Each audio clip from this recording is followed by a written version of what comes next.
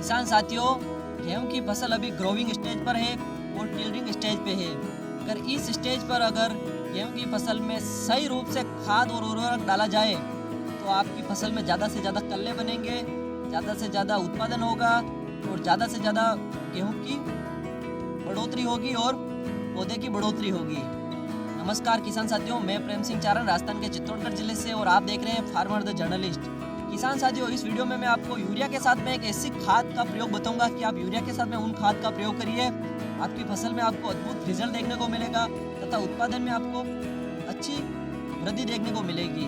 किसान साथियों, आप सिर्फ क्या करते हैं कि खेत में मात्र यूरिया का प्रयोग ही करते हैं। यूरिया में सारे पोषक तत्व नहीं होते हैं, यूरिया में सिर्फ नाइट्रोजन की पूर्ति ही होती है और फसल को नाइट्रोजन के साथ में अन्य पोषक तत्वों की भी जरूरत होती है, जैसे कि मैग्नीशियम, जिंक और सल्फर। लेकिन किसान भाई क्या करते हैं कि गेहूं की फसल में सिर्फ बार बार यूरिया का प्रयोग करते हैं।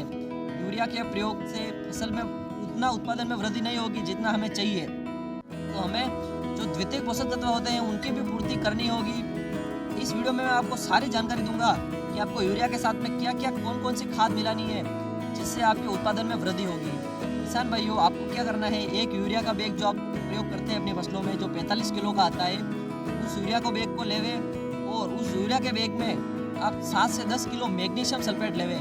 मैग्नीशियम सल्फेट का 10 किलो का एक बैग आता है, वो ले लेवे और उस बैग को यूरिया के साथ में मिला देवे। यूरिया की ताकत 2 गुना हो जाएगी। उसके साथ में आपको जिंक सल्फेट लेना है। जिंक भी फसलों के लिए बहुत ज़रूरी होती है और अगर आप उस यूरिया बैग में 7 से 10 किलो अगर आप जिंक सल्फेट मिला लेते हैं तो आपकी फसल में अच्छी ग्रोथ देखने को मिलेगी।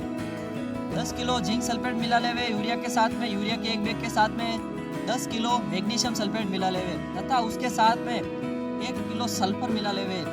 सल्फर भी फसल के लिए बहुत ज़रूरी होती है, तो सल्फर भी आप यूरिया के साथ में ज़रूर मिलाएं और इनका आप प्रयोग करोगे तो आपके कोई भी साइड इफेक्ट नहीं होगा, फसल में बहुत शानदार ग्रोथ देखने को मिलेगी। होता क्या है किसान साथियों, हम बार बार सिर्फ यूरिया का प्रयोग करते हैं। यूरिया से सिर्फ नाइट्रोजन की पूर्ति होती है, लेकिन पौधे के लिए जिंक, सल्फर और मैग्नीशियम भी बहुत ज़रूरी होता है।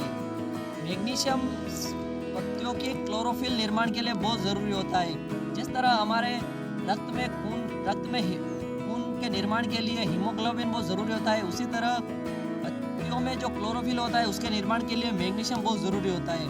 और क्लोरोफिल प्रकाश संश्लेषण की क्रिया के लिए बहुत आवश्यक है और प्रकाश संश्लेषण की क्रिया जितनी ज़्यादा होगी आपके पौधे में भोजन का निर्माण उतना ज़्यादा होगा तथा पौधे की ग्रोथ उतनी ज़्यादा होगी। अगर आप मैंने बताया इन सारे खाद को एक साथ मिक्स करके अगर फसल में सिंचाई कर देते हैं तो आपकी फसल में आपको अद्भुत रिजल्ट देखने को मिलेगा। इन सारी खाद को छिड़क देवे फसल में तथा छिड़कने के बाद में अच्छी तरह से फसल को सिंचाई दे देवे। जैसे आज छिड़का है तो आज या फिर कल में फसल को सिंचाई दे देवे।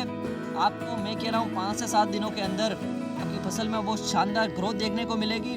फसल में कल्लों की संख्या बढ़ जाएगी, फसल की शानदार ग्रोथ होगी तथा उत्पादन में मैं आपको कह रहा हूँ निश्चित रूप से बढ़ोतरी होगी। किसान साथियों, अगर आपको जानकारी अच्छी लगी हो तो वीडियो को लाइक ज़रूर कर लेवे तथा कमेंट बॉक्स में बताएं कि आप गेहूं की फसल में कौन कौन से खाद का प्रयोग करते हैं।